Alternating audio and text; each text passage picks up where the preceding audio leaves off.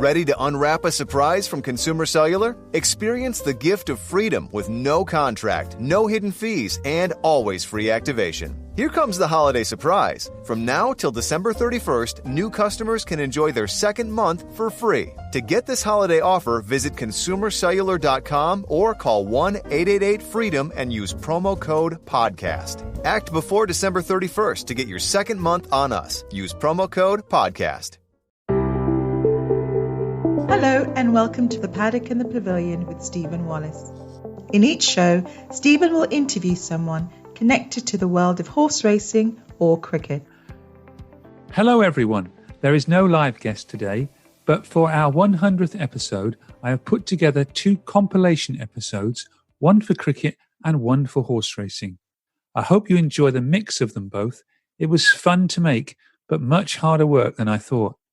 Our first cricket guest in August 2020 was Roland Butcher, who in 1981 became the first black player to play Test cricket for England when he played against the mighty West Indians in Barbados. Here's a clip from when Roland first joined me on the Paddock and the Pavilion in episode 2. As you hear, I hadn't spoken to Roland for a few years. Yes, Stephen, it's a great pleasure to be with you. And yes, 2004, many years ago. Yeah. How are you anyway? Absolutely fantastic. Obviously in Barbados now for the last 16 years. Weather is great, but like everyone else, the last 3 or 4 months have been quite tough for everybody with this COVID-19. But apart from that, fine. In that opening cricket episode, Roland also recalled his exciting one-day international debut the previous August against Australia at Edgbaston. It was a very high-scoring game. Excellent. Yeah, England got 320. Yes, absolutely. Boycott, Gooch. I think Bilathi got a half century. I got a half century. As I said, we got over 300. Australia replied, got very close. I think Kim Hughes got 100 or so against a good Australian attack of Lily Thompson, Pascoe, and other players like Greg Chappell, Ray Bright, etc., etc. So it was a good side, and the important thing was, we came up as winners on a very entertaining day. So really, for me, it was really delight. I enjoyed that day, even to this day when I think about it, because everything just went right on that day. It was a lovely day, big crowd, good pitch, played with some fantastic players, and of course we won. And you scored 52 in 38 balls, which in those days was going some. Yes, in those days. I mean, I found out afterwards that it was actually, it became the fastest 50 in international cricket in ODIs. So, that was nice to certainly have that in your first game. Roland has since joined me on the podcast to provide regular, insightful England Test Series updates.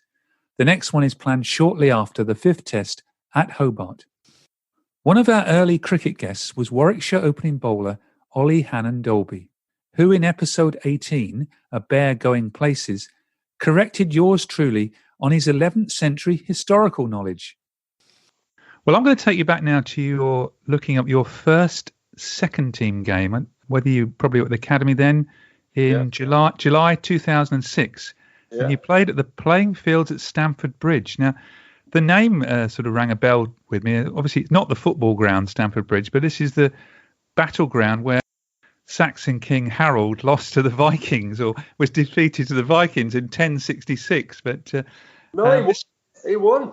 Harold Godwinson beat Harold. Oh, Harold won. Yes, sorry, I've not read my notes very carefully here. So yeah, this was when Harold won. Yes, yeah. And then he walked down all the way down to Hastings and then lost in his next match. Yeah. I remember doing it at A level, and it was very fortuitous from what I remember. The fact that he had to unfortunately go up to beat Harold Hardrada at Stamford Bridge, and then just as he beat him, the wind changed, and William I won't say what he was called at the time. William the Beep. The wind changed, and he was able to get over the coast, wasn't he? So the minute he finished at Stamford Bridge, he had to trek all the way down to Hastings and then take William.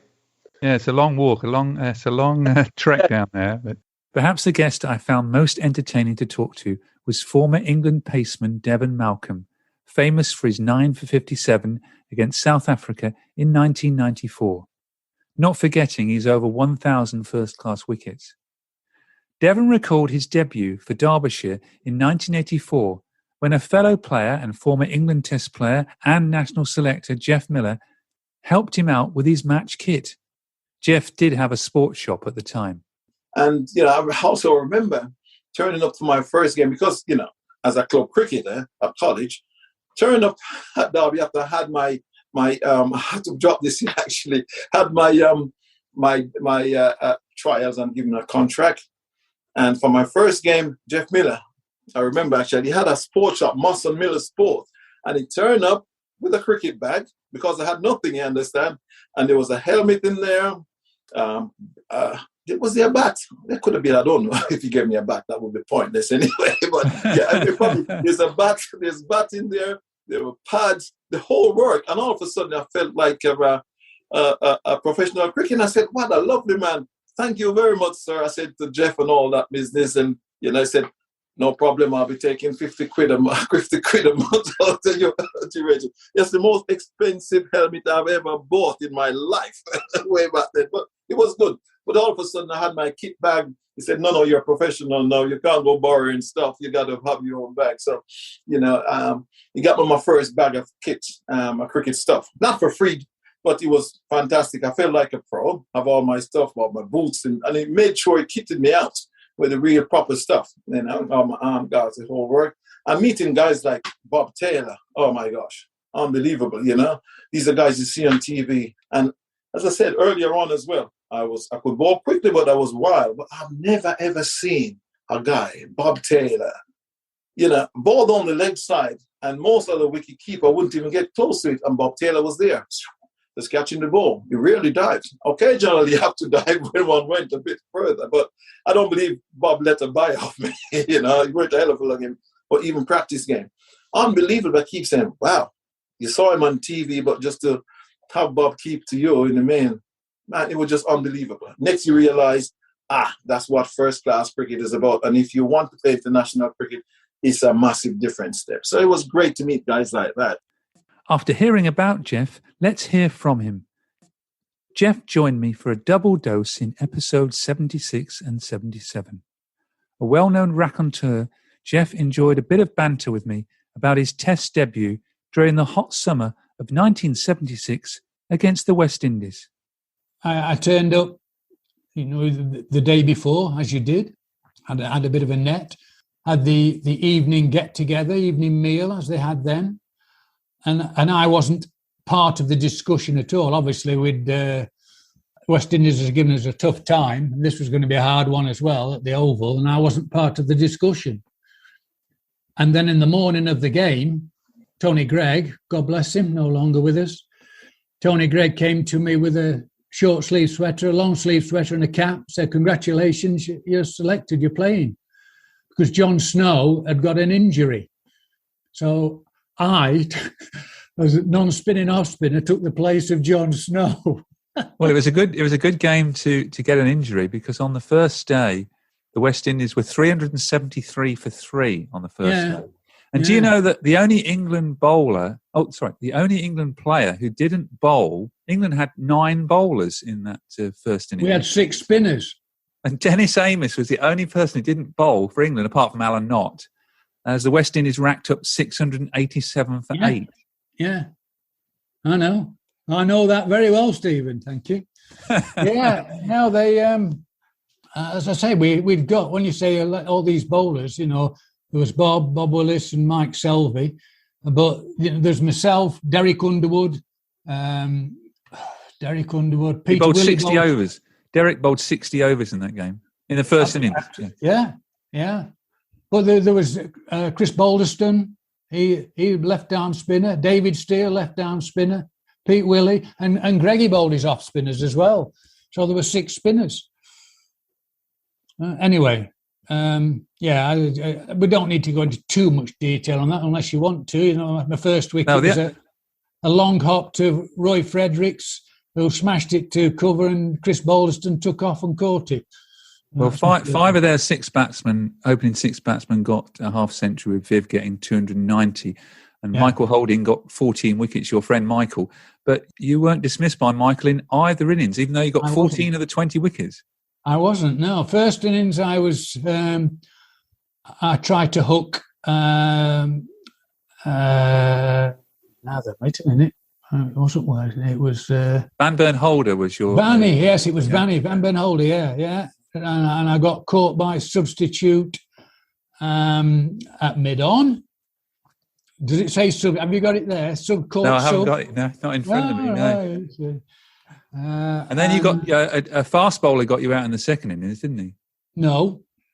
No, this is a joke, really. The fast bowler that got you out in the second innings, yeah. With Viv Richards. Viv Richards, yeah. Yeah, thank you, yeah. That's your kind of humour, is it, Stephen? Thank you.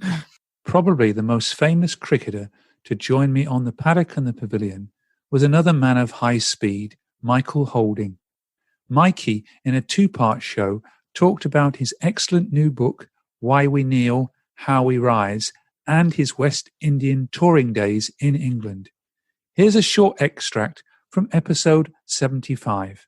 What effect did those victories have on... I see you smiling there. What effect did those victories have on West Indians living in the UK and sons and daughters of the Windrush generation? Well, the 3 tours that I came on, every time the West Indies won, you could see the faces of the Caribbean people living in England. It lit up their faces. And they walked a lot straighter, shoulders up, chest out, because they were being treated as second-class citizens in England. And they wanted to show everyone that they came from the same place that these cricketers came from. And these cricketers are doing so well, are beating the England team. They are getting respect on the cricket field, and they wanted respect off the cricket field for themselves.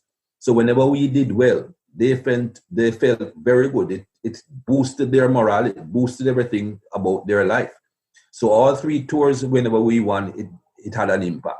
The 1984 tour, of course, because we won every game, was a greater impact. And by then, I got to recognize myself how important it was for the West Indies team to win whenever we came to England. Because of my first tour, I heard about it and I had a little inkling about it, but I wasn't mixing with the society in general. I came on my first tour. I was 22 years old. I never played county cricket. I had never been to England before. Didn't know anybody in England. So it was a matter of just sticking with the team, going to the various matches and going back to the hotel, and occasionally meeting some West Indians up here because some of the guys played county cricket and knew people up here. But when I came back 80 and 84, and I started to then know a lot more about the country and know more West Indians up here and actually getting into the society and moving around and traveling around, going on the streets with friends, that's when I got to understand really how much it meant to them. Simon Bailey, the national chaplain to horse racing, joined me in episode 10, A Man of Hope, to discuss the effect of mental health in sport during the pandemic. A keen cricketer, Simon went on to talk about the first test match he saw live, a match that featured future podcast guest and Ashes winner, I wanted to get that in, Philip de Freitas. Do you remember the first test match you went to? I do remember the first test match I went to. It was England versus the West Indies at the Oval. That would have been 1988, I think, 1988. Would that have been it was the last test, and it was that test series that England played everybody that was eligible to play for England. They couldn't find a good side. I think they were 2 or 3-0 down in the test series, and I think Graham Gooch, I think it was his first test as a captain. My brother played, Rob played. So the first test match you went to was to watch your brother, yeah? Yeah, absolutely. You must have had good seats anyway. So we did have good seats, and it was a good first day and a half. I think we bowled the West Indies out for something like 180 odd, and Neil Foster got 5 or 6 for not a lot, 6 for 40 something, I think. But unfortunately, it all, as it does with England's test side over those years, it all kind of fell apart quite quickly. So that was the first live test match I saw. A case of brotherly love there for Simon. England lost the Test by 8 wickets, and brother Rob scored 43 and 3 on his Test debut. In episode 66, I spoke to Catherine Leng, an England Test match centurion of 1996. Catherine recalled her pre-match meal, not something that will be on today's Test match eve menus. And the following summer, against New Zealand at Scarborough, you scored 144, batting at number 7. That must have been a special day to score a Test century. Yeah, I'd just been at Yorkshire, I think. Doing it on Yorkshire turf was fantastic. I just, memories of being really pleased we were batting first, because I forgot, the night before I had a fish and chip dinner as match preparation, and then the day of the match we won the toss. I was like, great, we're batting, I can have a bit of a sit down, watch some cricket at the lovely pavilion that is Scarborough. And you know, all these girls kept coming past from the pitch, and I was like, hang on a minute, it's before lunch, I think I might need to put my pads on.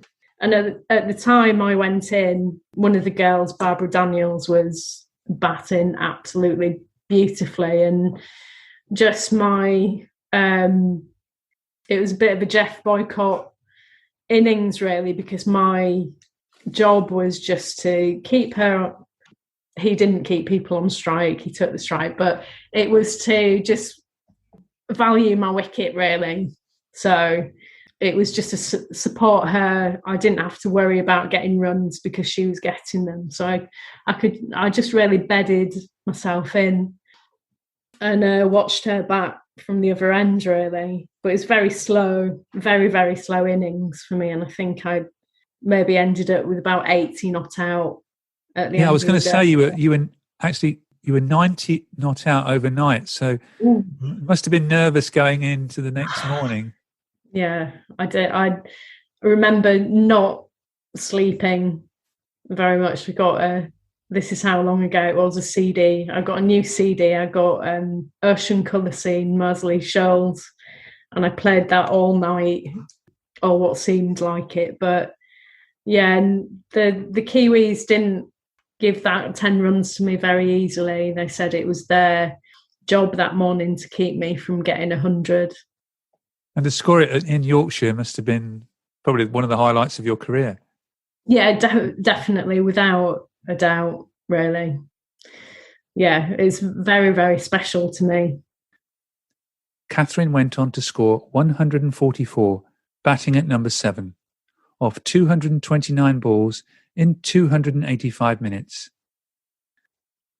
Keeping on the Test match front, former Kiwi captain Ken Rutherford, who is now the CEO at Hawkesbury Racecourse near Sydney, reflected in episode 58 on his Test debut against the fearsome West Indies pace attack in 1985. Ken made a pair in that first game at Trinidad. It was pretty tough. The second innings, though, was interesting of that Test match to complete the pair, and then I got run out without facing a ball. So, what happened there? I feel a bit aggrieved by that, quite frankly. What happened with the run out without facing? It's the worst way to get out for anyone. Well, I think Righty being the kind-hearted soul that he is, he thought on the 6th ball of the first over of the second innings from Marshall, I better try and protect young Ruds at the other end, and hit it straight to Roger Harper, who was on as a substitute fieldsman, and called yes. And then followed it with yes, no, wait, but I was already halfway down, but I was out by a yard, of course. But that was pretty soul-destroying, the fact that I couldn't contribute to my own demise in the second dig. It was done without my facing the ball.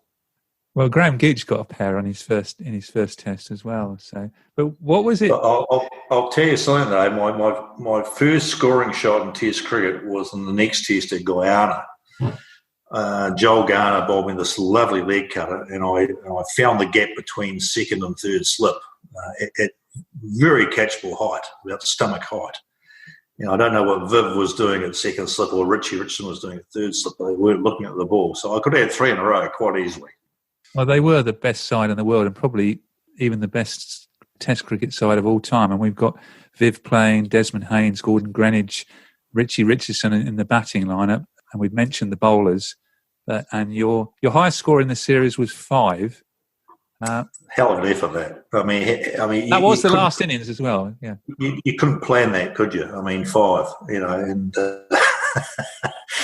so yeah, I recall the last innings quite vividly, because it was.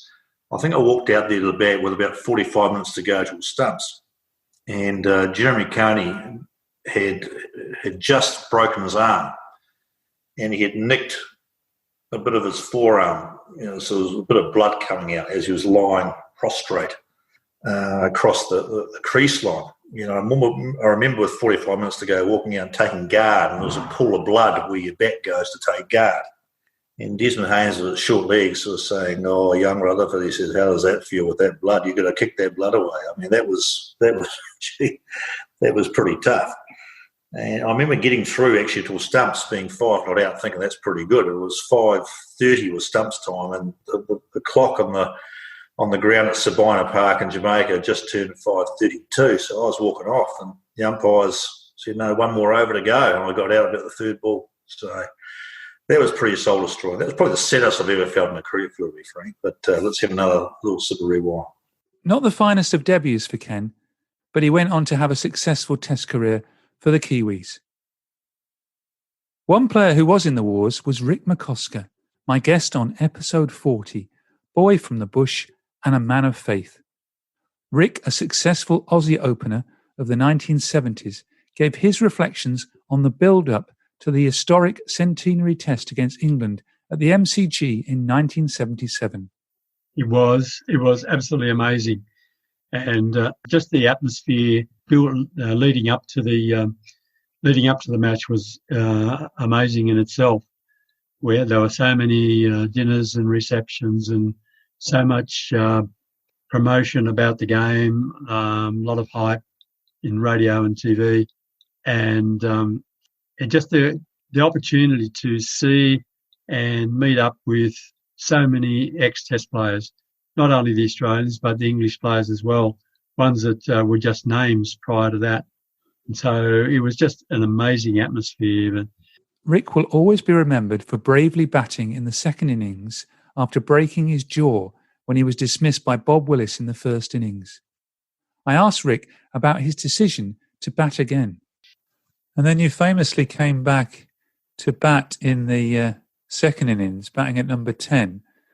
And of course, we're pre-helmet days. Whose decision was it to bat again? Was that yours or? It was mine.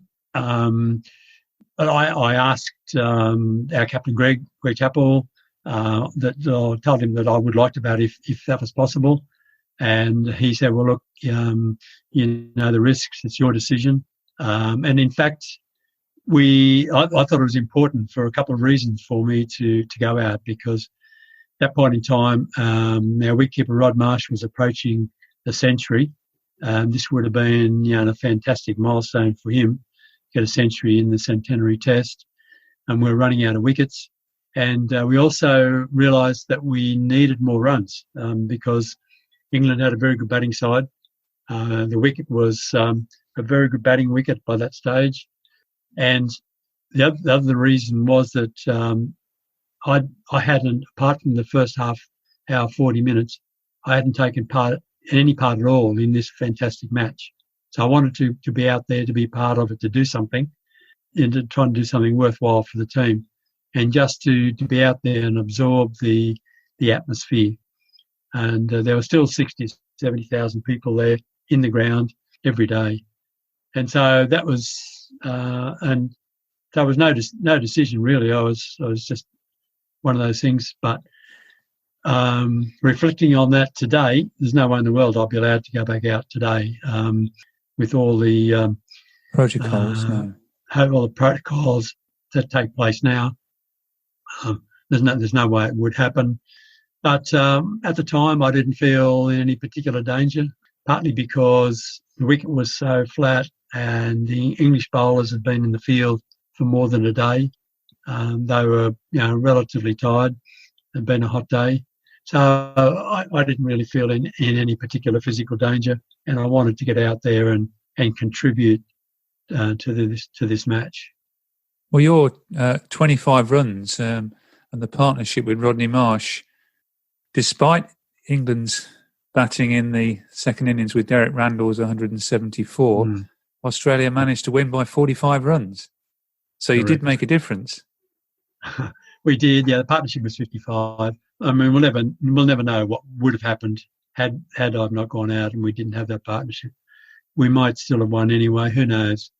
But it was just an amazing. We didn't realise until afterwards in the dressing room, reflecting on the result and realising that it was the same result as the original Test match 100 years previous, and it was a cause for our joker Doug Walters to comment that in 100 years English cricket hasn't learned a thing.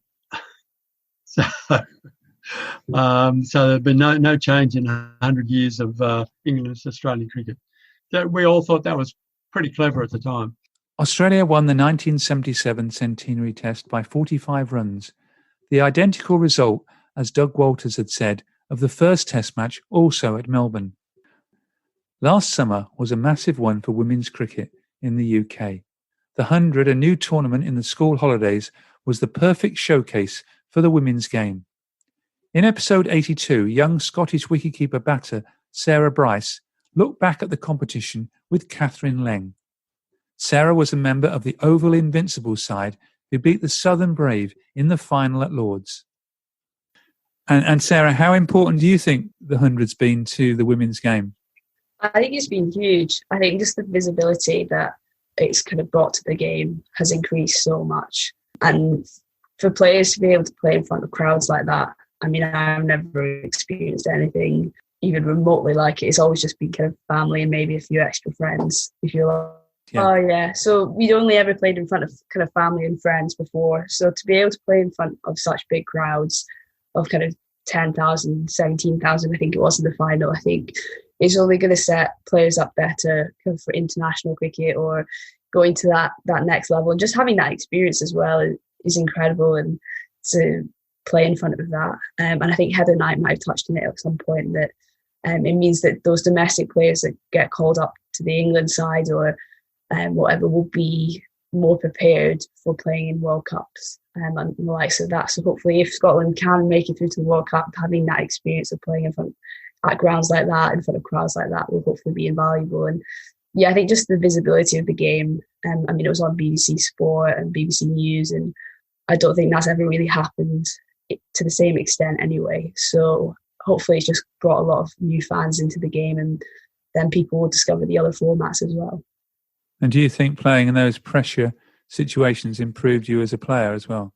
Yeah, definitely. I think it tests you and makes sure that you really know what you're doing, because there's no hiding.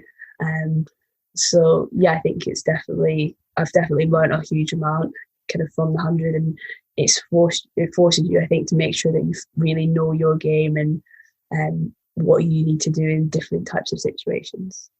Another winner in 2021 was the Warwickshire opener, Rob Yates, who joined me in episode 88. Warwickshire won both the County Championship and the Bob Willis Trophy, while Rob's performances earned him a spot on the England Lions Tour of Australia. Let's move on to 2021. Now, you got 907 first-class runs. You scored 5 centuries. You won 2 trophies, the County Championship and the Bob Willis Trophy. You also got 21 catches. What a fantastic season. 3 wickets as well. Well, I've got another thing, actually. You also played cricket in October, and not many people do that. Yeah. No, yeah, it was a great season. I'd have taken that at the start of the year. I didn't know about the 20 odd catches. That's quite a nice stat. Yeah, there's plenty that I can take positive from the season, and I'm quite glad there's plenty of areas that are I think I can work on, and I know I can work on to try and hopefully make it even better season in years to come. With England's current tour down under drawing to a close, I thought it was an ideal time to listen to what our resident cricket expert, Roland Butcher, had to say before the series started. Right, we can't go without asking you one final question is, can you just give us a scoreline for the Ashes series? Doesn't look good for England, I'm afraid. We've got Ben Stokes now, so, that's going to help. Well, yes, you've got Ben Stokes, but he's a rusty Ben Stokes. So he may come into his own probably after the third test, and it may be too late. I'm going to go for a 3-0 Australia win on this occasion. I just don't feel at this point in time that England will really bother the Australian side.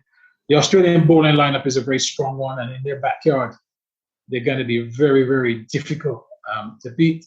They've now got some good spin options as well to go with their fast bowlers. And, their batsmen will always make runs in Australia. So I'm sorry to say it, but I think England will lose this one.